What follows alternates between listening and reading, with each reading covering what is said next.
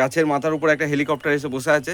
বন্ধুরা, একটা নতুন গাছ, একটা নতুন গল্প। আজকে যে গাছটা নিয়ে কথা বলবো আমরা হচ্ছে গোলাপ গাছ। তো গোলাপ গাছের পরিচর্যা কিভাবে করবে সেটা তো আগের ভিডিওতে দেখিয়েছি। সাথে সাথে আরেকটা জিনিস দেখাই আমি।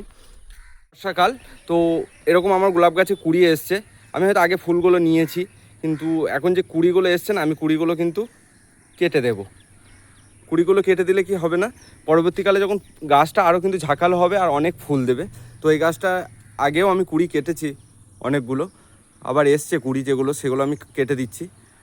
আর অন্য একটা গাছে দেখাচ্ছি আমি, ওই গাছটা অনেকগুলো কুড়ি আছে, আমি সেগুলো কেটে দেখাচ্ছি তোমাদেরকে যে কীভাবে কাটা হয়। একটা গোলাপ গাছ, এই গাছটারও কুড়িগুলো কাটবো।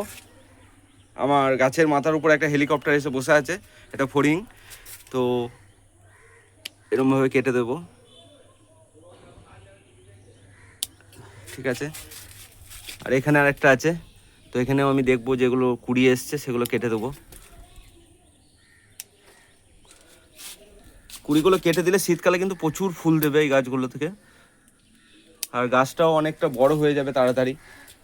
কারণ গাছ ফুল তৈরি করলে কিন্তু গাছ বাড়তে পারে না সেভাবে, ঠিক আছে। আর কুড়ি দেখতে পাচ্ছি না আমি আমার গোলাপ গাছে, ঠিক আছে।